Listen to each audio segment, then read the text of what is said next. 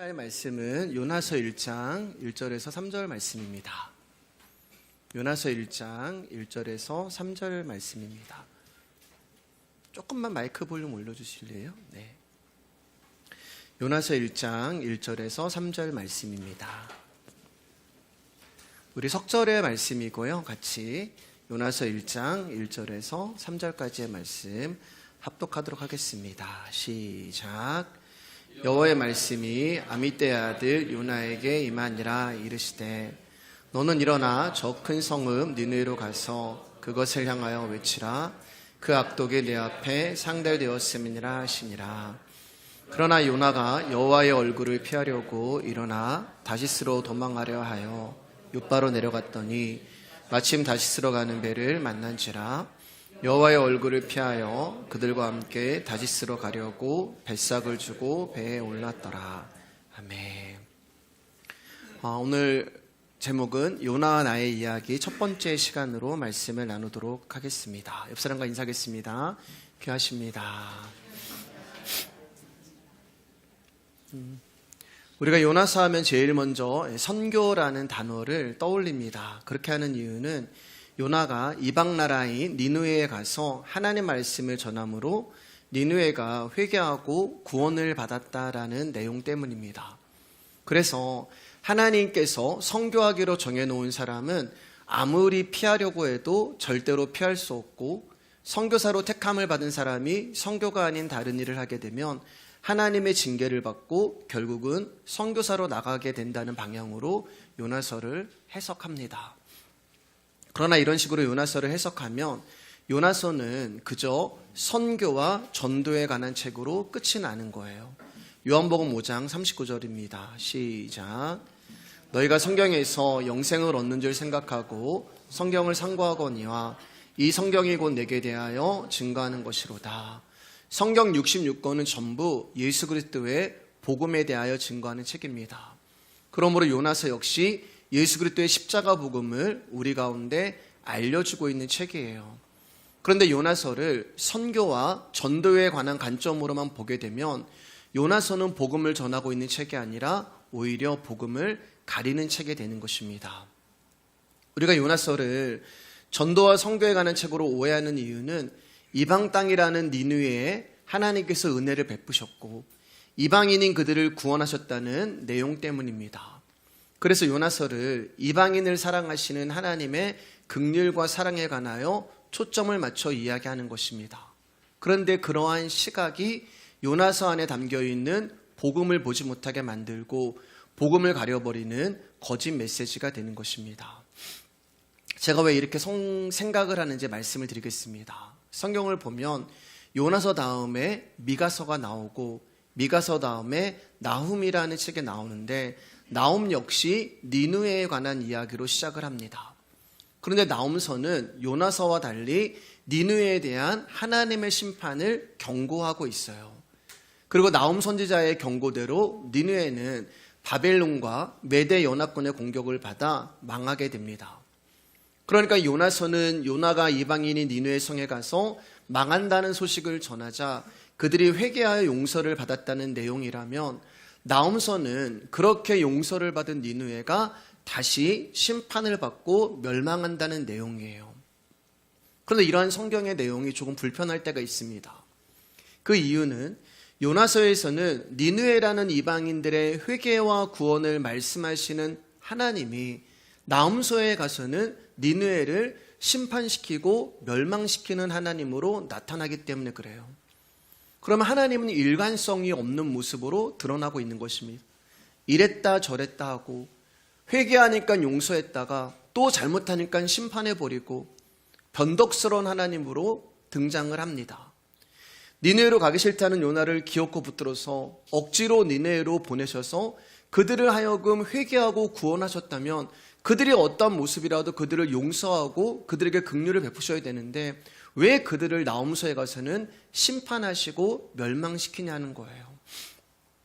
혹시 목사님, 요나서에서는 니느웨 사람들이 요나의 말씀을 듣고 회개해서 용서를 받았는데 나홈서에 가서는 시간이 지나서 나홈서에 가서는 그들이 또 하나님을 잊어버리고 죄를 지어서 심판을 받은 것이 아닐까요? 라고 생각하시는 분도 계실 거예요.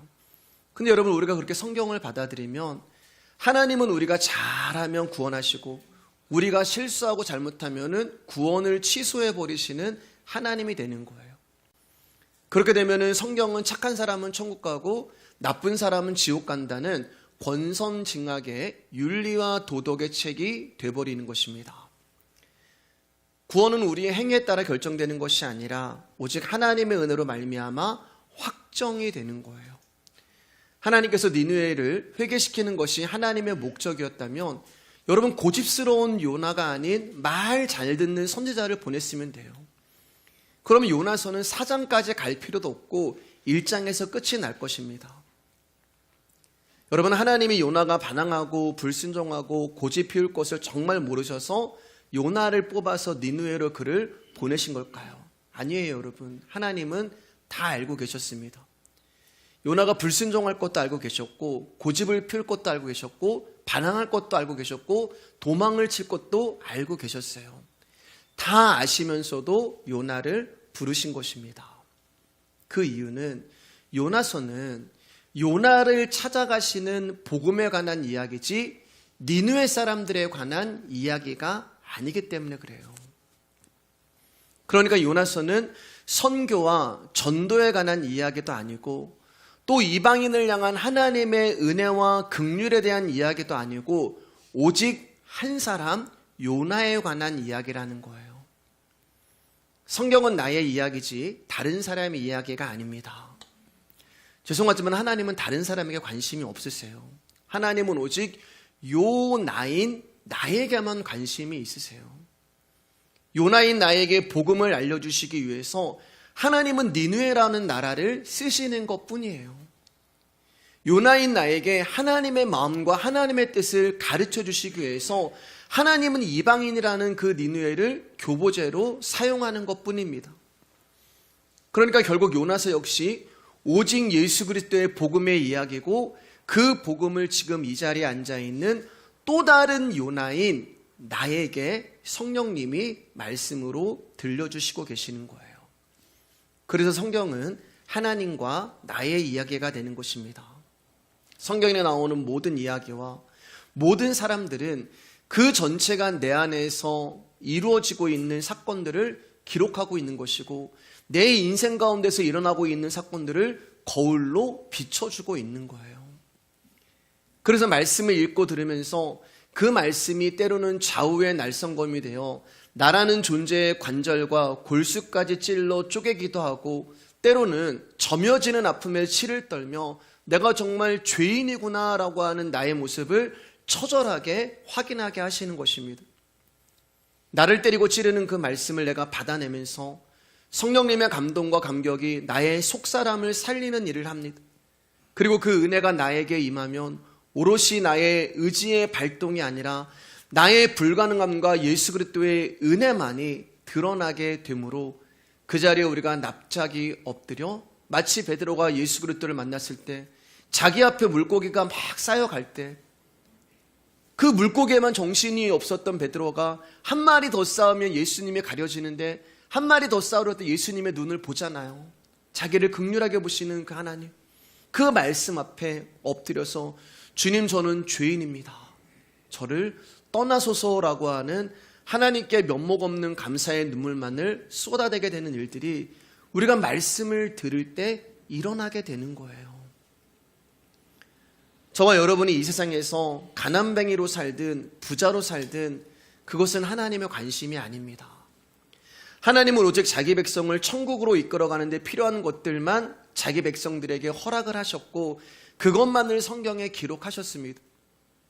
그래서 당신의 백성을 만드는 과정 가운데 돈이 필요하면 돈을 주실 것이고 때론 가난이나 병든 육체가 필요하면 그것도 주실 것이에요. 또 돈과 명예를 주셨다가 빼앗는 것이 우리에게 필요하면 그렇게 하실 것입니다.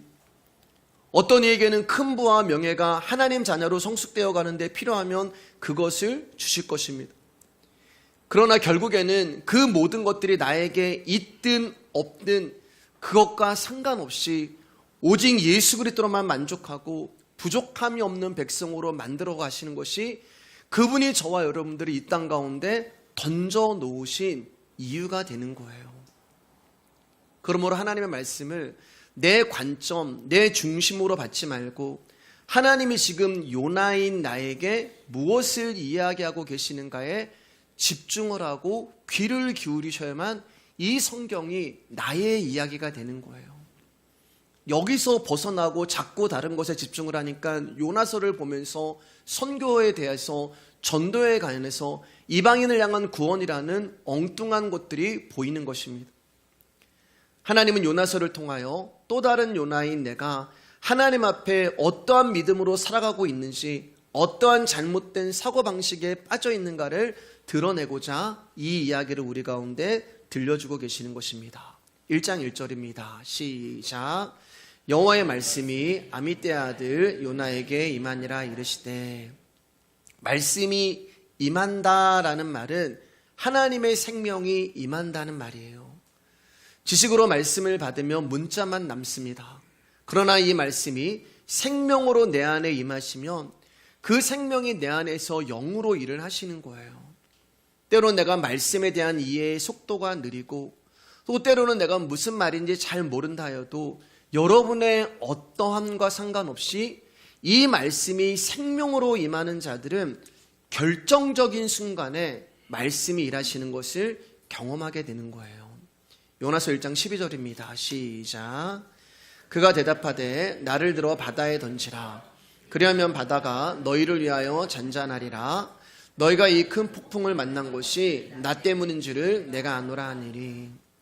제비를 뽑아 폭풍이 온 이유가 자기 때문이라는 것이 드러나자 요나가 고백하기를 너희가 이 큰 폭풍을 만난 것은 나 때문인 줄 내가 알고 있다. 이렇게 말을 해요.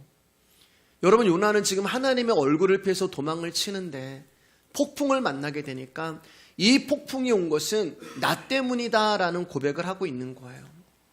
더 놀라운 것은 이 고백을 하면 요나는 잠시 후에 자신이 바다에 던져져 죽을 거라는 것도 알고 있습니다. 내가 이 고백을 하면 죽을 걸 알면서도 고백을 하는 거예요. 그러니까 요나는 죽음을 앞에 두고 변명하거나 도망치는 것이 아니라 사람들 앞에서 공개적으로 자기를 부인하고 부정하고 인정하고 있는 것입니다. 여러분, 공개적으로 나의 죄를 사람들 앞에서 고백하라는 말을 하는 것이 아닙니다. 하나님의 낯을 피하여 불순종하고 도망치는 요나에게 임하신 그 말씀이 지금 어떤 일을 하는지를 보라는 거예요. 결정적인 순간에 말씀이 요나 가운데 일을 하시는데 그 일이 나를 부정하고 나를 부인하는 일을 하시는 거예요. 그리고 그 말씀이 일하심으로 말미암아 요나가 부정되고 부인됨으로 말미암아 다른 사람들이 살아나는 역사가 일어나는 거예요. 즉 내가 죽을 때 다른 사람이 살아나는 십자가의 복음이 말씀으로 우리 안에서 일어나는 것입니다. 여러분, 우리는 평소에 나를 몰라요. 내가 누구인지 몰라요. 평소에는 계산이 나를 움직이고 우리의 이성과 의식의 나를 합리화합니다. 그래서 항상 모든 일에 내가 중심에 서 있어야 합니다. 그래서 나에게 유리하면 선한 것이고 나에게 유리하지 않으면 악한 것이 되는 거예요. 그런데 결정적인 순간에는 우리의 지각을 뛰어넘고 우리의 의식을 뛰어넘는 하나님의 말씀이 우리의 영적 본능 안에서 일을 하시고 나를 주장하시는 거예요. 나의 의지와 나의 어떠함과 상관없이 요나의 자아와 요나의 의식과 상관없이 요나 안에 임하신 그 생명의 말씀이 일을 하시는 거예요. 2절 말씀입니다. 시작. 너는 일어나 저 큰 성읍 니느웨로 가서 그것을 향하여 외치라. 그 악독이 내 앞에 상달되었음이라 하시니라. 요나에게 임하신 하나님의 말씀이 요나의 너는 니느웨에 가서 그들의 죄가 내 앞에까지 이르러서 내가 그들을 심판할 거라고 전해라 말씀하세요. 그러니까 하나님의 말씀은 니느웨에 가야만 드러나고 나타난다는 거예요. 왜냐하면 하나님 말씀하시기를 분명 니느웨에 가서 말씀을 외치라고 했기 때문에 니느웨에서만 하나님의 말씀이 드러나는 거예요. 무슨 말인가? 하나님의 언약은 반드시 하나님이 원하시는 곳에서 이루어지게 되어 있다는 말입니다. 그것이 심판이냐 구원이냐는 것은 중요하지 않아요. 그것은 요나가 관심을 가질 문제가 아닙니다. 내가 말씀을 전했는데 니느웨 사람들이 회개할까 회개하지 않을까, 그것은 요나의 일이 아니에요. 왜냐하면 구원하시고 심판하시는 것은 하나님의 소관이지 요나의 일이 아니기 때문에 그렇습니다. 그러므로 요나가 해야 할 일은 그 말씀이 외치라는 곳에서 그 말씀만 증거하면 되는 거예요. 마찬가지입니다, 여러분. 우리 교회에 성도님들이 늘어나든 줄어들든 그것이 중요한 것이 아니에요. 그것은 하나님이 하시는 일이지 저의 책임도 아니고 여러분의 일도 아닙니다. 그럼 저와 여러분들이 해야 할 일은 무엇인가? 하나님이 말씀하신 이 자리에서 그분의 복음을 전하고 그분의 말씀 앞에서 도망치지 않으면 되는 것입니다. 니느웨라는 도시는 당시 60만 명 정도가 살고 있는 대도시로 아시리아, 오늘날 말하면 아수르의 수도가 되는 거예요. 우상숭배와 각종 죄악이 판을 치는 도시이며 이스라엘을 괴롭히고 이스라엘을 침략하는 나라였어요. 그러니까 쉽게 말해서 이 아수르는, 니느웨는 이스라엘의 원수였던 것입니다. 그러므로 요나 입장에서는 자신을 찾아온 니느웨를 심판하시고 멸망하시겠다고 하는 하나님의 말씀에 얼씨구나, 할렐루야, 아멘입니다 하면서 환영하고 좋아했어야 하는 거예요. 이방 나라가 죄로 인해서 하나님의 심판을 받는 것이 더군다나 항상 이스라엘을 괴롭히는 민족이었기 때문에 누구보다 니느웨가 망하길 바랬던 사람이 요나였습니다. 그래서 니느웨에 안 갈 이유도 없고 못 갈 이유도 없었습니다. 신나게 가서 니느웨를 향하여서 야, 너희들 죄악이 하나님 앞에 가득해서 우리 하나님이 너희를 심판하신대. 너희들 큰일 났다. 그렇게 이스라엘을 괴롭히더니 잘됐다 이놈들아, 고소하다 이놈들아, 그렇게 외치면 되는 거였어요. 그런데 요나는 하나님의 명령을 거역하고 불순종하여 도망을 칩니다. 사실 왜 성경에 요나가 도망을 쳤는지 기록되어 있지 않기 때문에 정확한 이유를 알 수는 없어요. 그러나 말씀을 통해서 요나가 왜 그렇게 행동했는지를 추론해 볼 수는 있습니다. 요나서 4장 2절입니다. 시작. 여호와께 기도하여 이르되 여호와여, 내가 고국에 있을 때 이러하겠다고 말씀하지 아니하였나이까. 그러므로 내가 빨리 다시스로 도망하였사오니 주께서는 은혜로우시며 자비로우시며 노하기를 더디하시며 인애가 크시사 뜻을 돌이켜 재앙을 내리시 아니하시는 하나님이신 줄을 내가 알았음이니이다. 내가 알았음입니다. 하나님, 저는 알고 있어요. 니느웨를 심판하지 아니하시는 하나님을 요나가 4장에서 보고, 하나님, 저 이럴 줄 알았어요. 하나님이 은혜로우시고 자비로우심으로 재앙을 내리시지 않으시는 하나님이신 줄을 저는 이미 알고 있었어요. 그래서 제가 니느웨로 오기 싫었고 다시스로 도망을 간 거예요.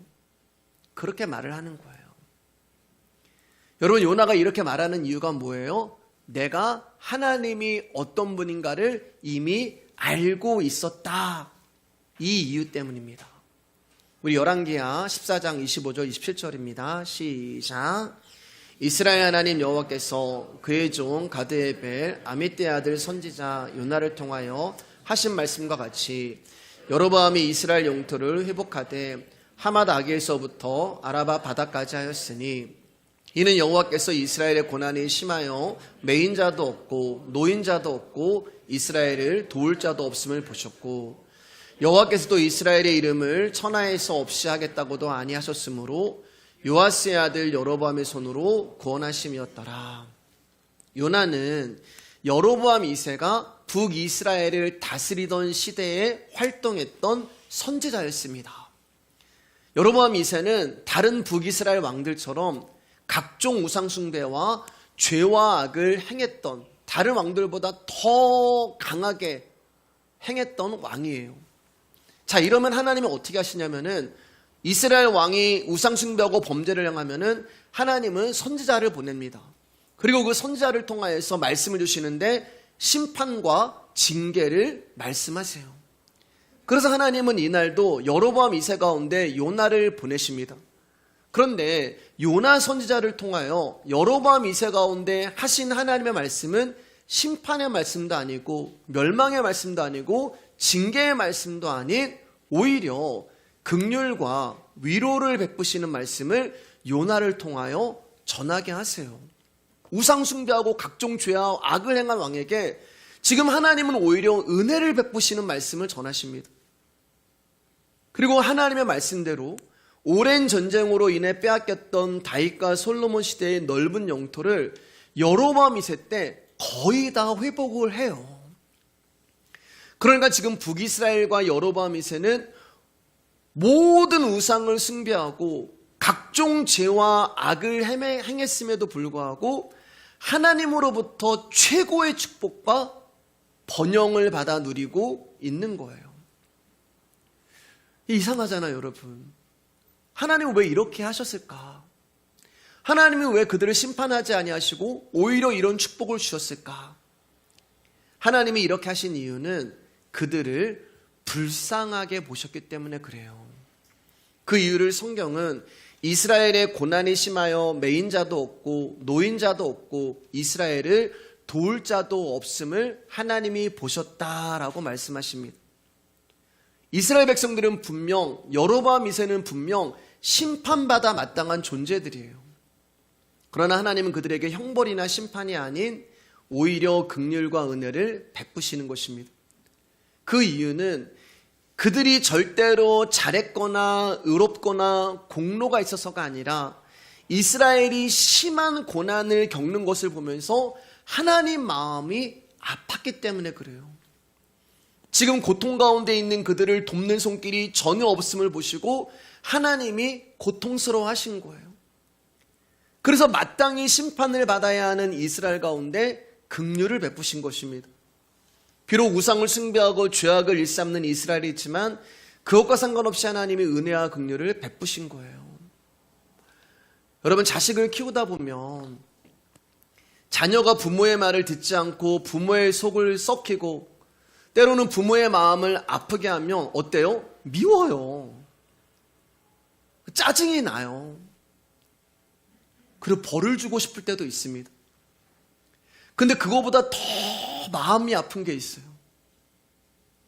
그게 뭐냐면 그런 자녀일지라도 배고파하고 천대받고 무시당하고 고난당하는 것을 보면 부모의 마음은 썩어 문드러지고 괴롭고 미안하고 고통스러운 거예요.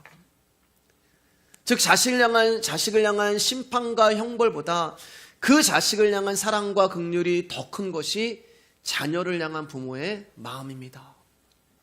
그래서 하나님 아버지가 심판보다 긍휼을 베풀었고 마땅히 형벌을 받아야 하는 이스라엘 가운데 사랑을 베푸셨고 징계를 받아야 하는 이스라엘 백성들 가운데 은혜를 베푸신 거예요. 집을 나간 둘째 아들이 뭐가 이뻐요? 아버지 죽은 걸로 생각하고 유산 주세요라고 하는 그 아들이 뭐가 이뻐요? 그런데 그 아들을 향한 아버지의 사랑이 그를 은혜 가운데 구원을 하시는 거예요. 그리고 저와 여러분 역시 이 하나님의 긍휼과 은혜로 구원을 받은 것입니다. 그러나 이런 하나님의 뜻을 모르는 여로보암 2세와 이스라엘은 자기들이 잘해서 나라가 부강하게 된 줄로 착각을 한 거예요. 이런 이스라엘 향하여서 요나가 회개하라고 책망을 합니다. 야, 너희들이 뭐가 이뻐서 하나님의 은혜를 베푸신 줄 아니? 제발 하나님의 마음 좀 알고 회개하고 돌아오라. 하나님은 이스라엘 가운데 수많은 징계도 주셨습니다. 돌아오라고요. 수많은 고난도 주셨습니다. 돌아오라고요. 수많은 아픔도 주셨어요. 돌아오라고요. 그러나 그들은 돌아오지 않았습니다. 돌아오지 않으니까, 돌이키지 않으니까 이제 마지막 처방으로 그러면 내가 너희 가운데 은혜를 베풀면, 내가 너희 가운데 긍휼을 베풀면 너희들이 혹시 돌아올까 봐 하나님께서 여로보암 2세가 이스라엘 가운데 은혜와 긍휼과 사랑과 축복과 번영을 주신 거예요. 그러나 그들은 돌아오지 않았습니다. 그들은 끝내 돌이키지 않았어요. 여전히 자기들이 잘나서, 여전히 자기 왕의 정치를 잘해서 부강하고 번영한 줄 안 것입니다. 그래서 우상을 더 숭배하고 더 죄를 짓고 더 악을 행하게 된 거예요. 그리고 결국에 북이스라엘은 아수르에 의하여 심판을 당하게 됩니다. 자, 이러한 시대적 배경 속에서 요나는 이스라엘이 죄에서 떠나지 않았음에도 불구하고 용서해버리시는 하나님을 이미 경험을 한 거예요. 하나님이 이스라엘 백성들을 사랑하시고 그들 가운데 긍휼을 베푸신 하나님을 요나는 이미 알아버린 거예요. 아, 하나님은 심판받아 마땅한 존재들을 심판하지 않으시고 긍휼과 은혜와 사랑으로 회복을 시키시는 하나님이구나라는 것을 요나는 이미 알고 있었어요. 그래서 요나서 4장 2절 가운데 내가 이미 알았음입니다. 하나님은 은혜가 맛보시고 하나님은 인애가 많으시고 하나님은 노하기를 더대하시고 그런 하나님인 줄 내가 이미 알았어요. 이때 이미 알아버린 거예요. 요나는요. 그런 요나에게 하나님이 말씀하시는 거예요. 야, 니느웨에 가서 하나님 심판을 외쳐라. 여러분이 요나라면 어떻게 반응하시겠어요? 제가 요나라면은 하나님이 어떻게 하실 줄을 이미 알고 있기 때문에 콧방귀를 끼며 이렇게 생각했을 것입니다. 하나님, 두 번은 안 속아요. 한 번 속지 두 번 속습니까? 그리고 저 다 알아요, 지금. 하나님은 이스라엘처럼 니느웨를 심판하시려는 것이 아니라 그들에게 긍휼과 은혜와 자비를 베풀어서 그들이 회개하면은 구원하시려고 하나님 나를 보내고 계시는 거잖아요. 만약 요나가 여로보암 2세와 이스라엘을 심판하시는 하나님을 경험했다면 요나는 주저하지 않고 당장 니느웨로 가서 심판을 선포했을 거예요. 근데 요나는 하나님이 어떠한 분이라는 것을 이미 경험하고 알아버렸습니다. 그분의 긍휼을 알았고 그분의 사랑과 은혜를 알고 있었어요. 심판받아 마땅한 그들을 심판하지 아니하시고 그들을 회복시키시는 하나님을 알고 있었습니다. 그래서 요나가 도망을 치는 거예요.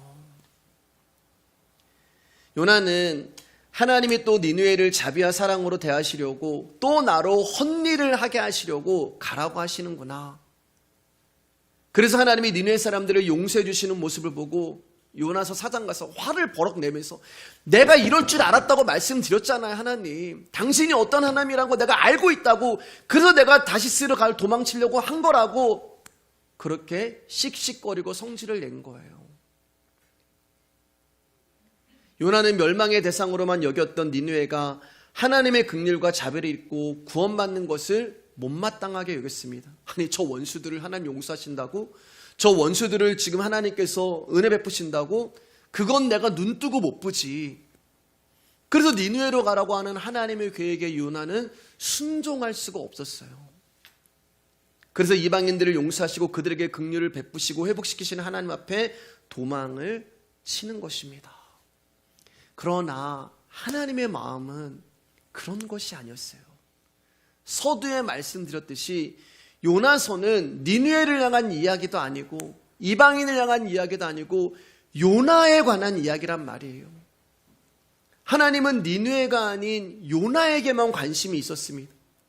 그래서 니느웨를 가라고 하는 하나님의 말씀을 통해서 요나 가운데 당신의 마음과 뜻을 알려주고 싶었어요. 그게 뭘까요, 여러분? 요나야, 봐라. 니느웨의 회개를 통해서 좀 깨달아라. 저런 이방인도 회개하면 내가 용서하고 은혜를 베푼다. 그런데 내가 선택하고 사랑하는 나의 백성이 죄와 악을 떠나고 나에게 돌아오면 요나야, 내가 얼마나 기쁘겠니? 그러한 자들을 내가 용서하지 않겠니? 그러한 자들 가운데 내가 긍휼과 사랑과 은혜를 부어주지 않겠니? 이러한 내 마음을 네가 니느웨를 향하는 하나님의 계획 가운데 알았으면 좋겠다라고 요나에게 이 당신의 마음을 가르쳐주고 싶으셨던 거예요.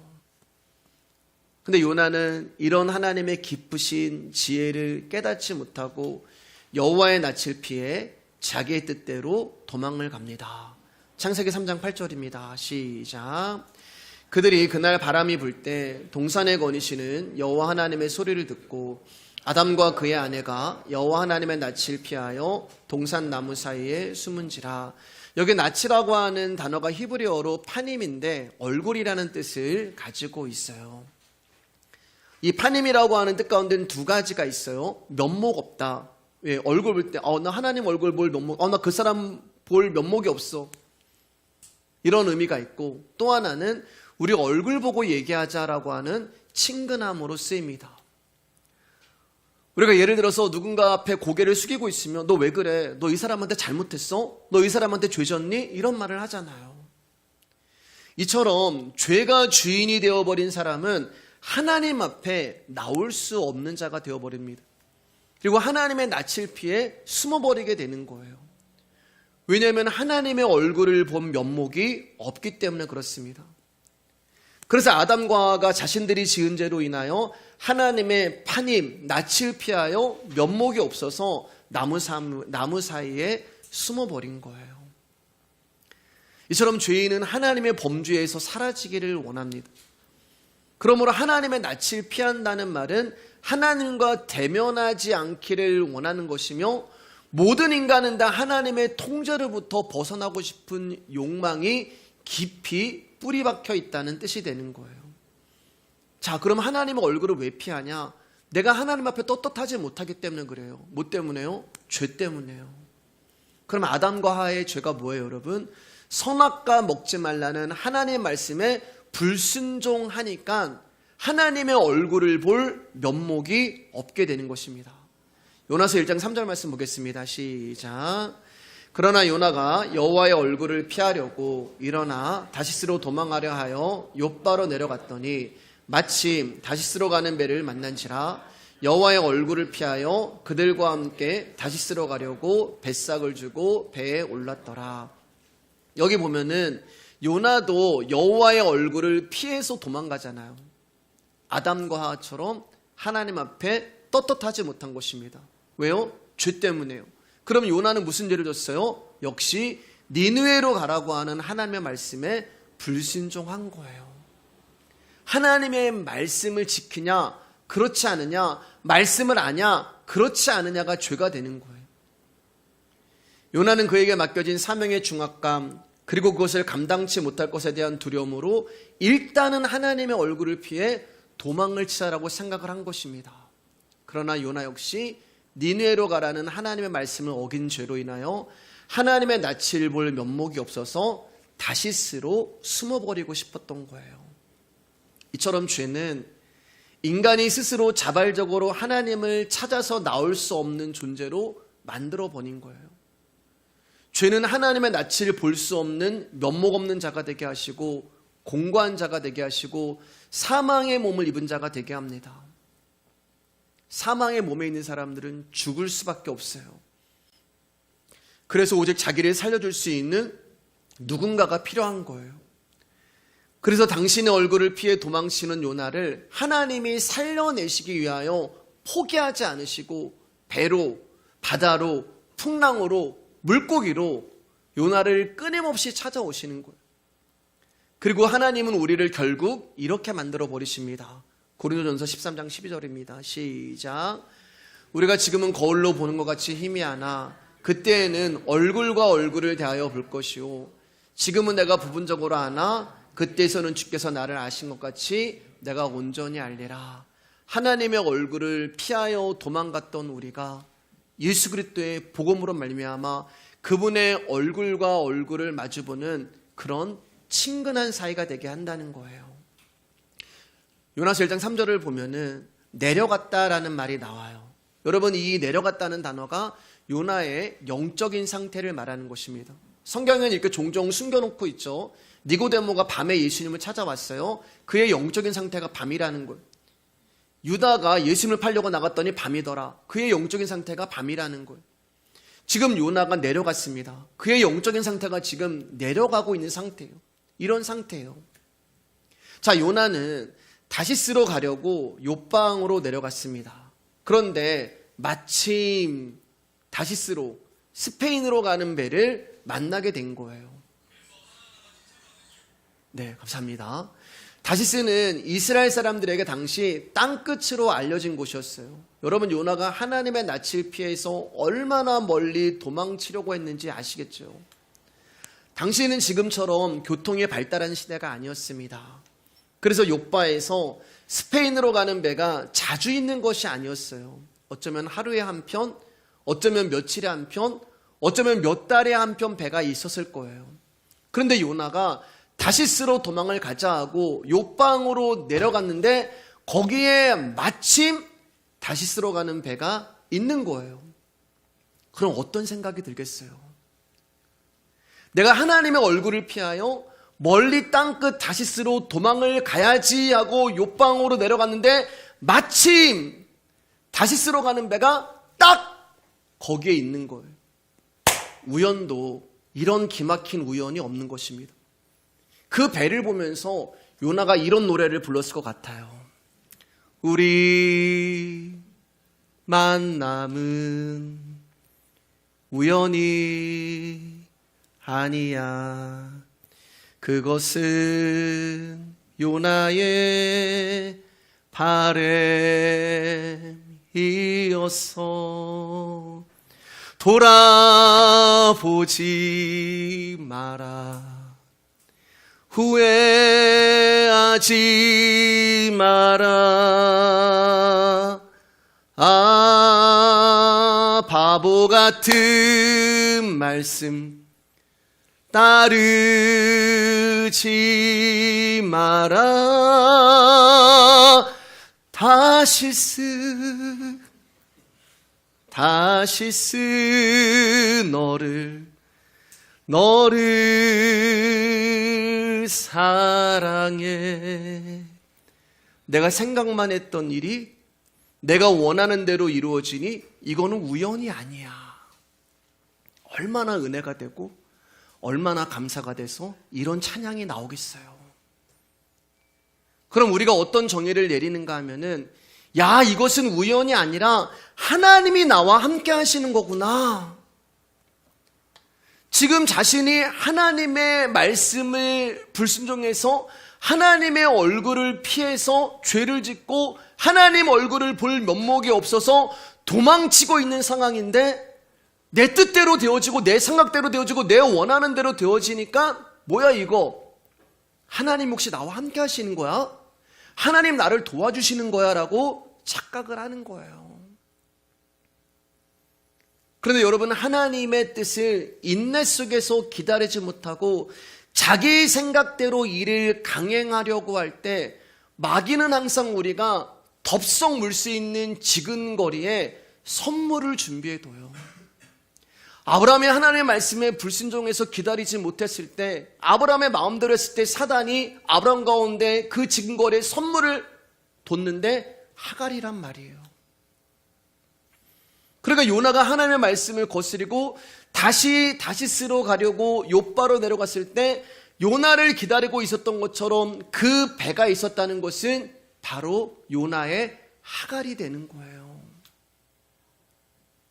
내가 주님의 뜻을 나의 방법대로 이루려고 할 때마다 내 옆에서 기다리고 있는 내 유욕의 선물이 있는데, 그것이 어떨 때는 하갈로 등장하고 어떨 때는 밧세바로 등장을 하고 어떨 때는 다시스로 가는 배로 등장을 한단 말입니다. 그 마귀가 주는 선물이 뭐예요? 마침이라는 거예요. 마침. 여러분, 이 마침이라는 단어는 우리의 속사람이 얼마나 나 중심의 삶을 살아가고 있음을 적나라하게 보여주고 있는 단어가 되는 것입니다. 우리는 전부 하나님의 뜻을 나에게 유익한가 그렇지 않은가로 결정을 합니다. 요나는 다시스로 가기로 결정을 했을 때부터 마음이 불안했을 거예요. 왜요? 죄를 진 것. 여러분, 죄를 지면 불안해요. 죄를 지면 두려워요. 그래서 그의 마음이 불안했을 것입니다. 하나님의 말씀을 어기고 도망을 치는 자신이 불안했을 거예요. 죄책감도 오고 거기서 면목 없음도 오고 마음이 어려웠을 거예요. 그렇게 두려움과 죄책감과 불안함 가운데 욥방으로 갔는데 마침이라고 하는 선물이 거기에 있었단 말이에요. 다시 들어가는 배가 눈앞에 있습니다. 완벽합니다. 이제 이 배를 타기만 하면 돼요. 아, 그렇구나. 하나님도 그러면 그렇지. 하나님도 잠시 착각했을 거야. 니느웨의 백성들이 회개하고 돌아오는 것을 하나님도 원하시지 않은 거야. 그래서 하나님이 지금 내 기도를 들어주시고 내가 원하는 것을 이루어주고 계시는 거야 라고 그럴듯하게 이 마침이라는 마귀의 선물이 요나를 속이고 있는 거예요. 그리고 이 마침이라는 단어 하나가 하나님의 중심의 삶과 나 중심의 삶을 절묘하게 뒤바뀌어버리고 있는 것입니다. 그리고 완벽히 준비되고 자기가 생각하는 대로 일이 술술 풀려가는 상황을 보며 요나는 결국 이 마침이라고 하는 사단의 선물의 유혹에 넘어가 버려요. 여러분, 반짝이는 것이 모두 금이 아니죠.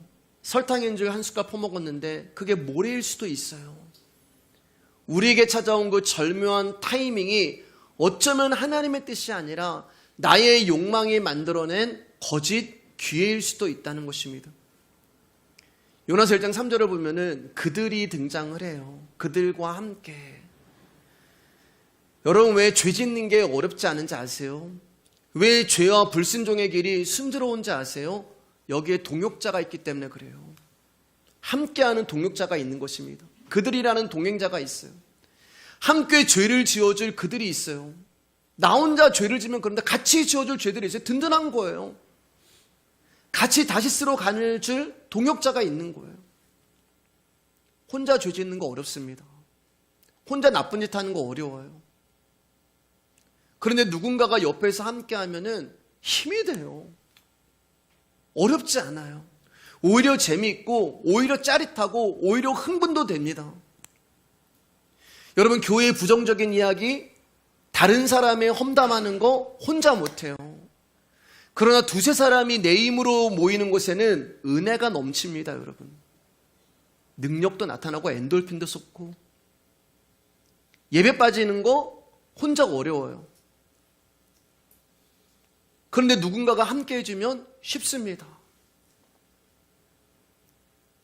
예를 들어서 여러분들이 오늘 예배를 이제 빠지고 날씨가 좋아가지고 어디라고 얘기되죠? 뭐 신세계 백화점에 쇼핑을 하고 갔어요. 예를 들어서 우리 종수가 만만하니까 우리 종수가 마음이 어려운 거 주일을 빠지고 가니까 그냥 주일을 빠지고 갔어요. 목사님한테는 목사님 제가 몸이 아파가지고 예배 빠집니다. 마음이 어려운 저쪽에서 많이 본 사람이 오는데 상권 형제가 걸어오는 거예요. 주일날. 얼마나 반갑겠어요. 둘이서 주일 빠지고 만났으니까. 동역자가 되는 거예요. 내 짐을 서로 덜어서 가는 거죠. 얼마나 친근해요. 우리 종수랑 우리 상권이가 굉장히 친해요. 그러나 영향력은 없는 것입니다. 둘이 친근할 수 있지만 든든하고 동지애도 느껴져요. 다시스로 동행하는 자들이 배에서 요나를 봅니다. 그리고 손짓을 해요. 빨리 타라고. 빨리 입에 타라고. 요나야, 여기 자리가 있으니까 빨리 자리 누가 앉기 전 네가 와서 빨리 앉으라고. 같이 가자고. 하나님의 말씀 불순종해? 괜찮아. 그럴 수도 있지. 하나님도 다 이해하실 거야. 위로하십니다. 그리고 너 잘 선택한 거야. 너 다시스로 가는 거 나 너 잘한 것 같아. 나 너 인정해. 근데 여러분 그거 아세요? 나와 평생 함께 해줄 것 같던 그들이, 나의 선택에 갈채를 보내줬던 그들이, 나의 선택을 인정해주고 맞다고 했던 그들이 잠시 후에 나를 들어서 바다에 던져버리는 사람들이 된다는 거예요. 오늘은 시간 관계상 여기까지만 하겠습니다. 제가 4년 전에 요나서를 보면서 보니까 첫 번째 시간으로 1절부터 10절까지 말씀을 나눴더라고요. 근데 다시 말씀을 준비하는데 다시 하나님은 은혜를 주시고 또 다시 하나님의 마음을 주셔서 오늘은 이제 여기까지만 하고 다음 시간에 이어서 하도록 하겠습니다. 이제 말씀 정리하겠습니다. 요나는 벳삭이라는 대가를 지불했어요. 그리고 그들과 한 운명이 되었습니다. 그래도 귀에는 있었어요. 비록 내가 벳삭을 지불했지만 그 배에 안 탈 수 있는 기회가 있었습니다. 뱃삭 아깝지만 포기하고 돌아서면 돼요. 밧세바 훔쳐보는 것에서 멈췄으면 돼요. 여러분, 마지막이 아닙니다. 뜻을 돌이킬 그 죄에서 돌이킬 마지막 기회는 항상 하나님이 우리 가운데 주시는 거예요. 하나님은 죄를 지을 수도 있지만 죄를 짓지 않을 수도 있는 그 선택의 그 순간을 주목하시고 집중하시는 거예요. 요나가 요바에서 마침 다시스로 가는 배를 만난 것이 요나 생각에는 일이 잘 풀리는 것으로 여겨질 수 있겠지만 다시스로 가는 것은 하나님의 뜻이 아니었습니다. 그러기에 마침은 거짓 평안과 위로가 되는 거예요. 하나님은 요나를 바다로 나가게 하셔서 물고기 뱃속에 삼키게 하기 위한 계획을 이루어 가시는 과정에 배가 있었을 뿐입니다. 사랑하는 여러분, 현재 일이 잘 되고 못 되는 것에 마음을 두지 마시고 하나님이 내 인생을 인도하시는 것에 힘쓰시기를 주님의 이름으로 축복합니다. 오늘은 여기까지 하겠습니다.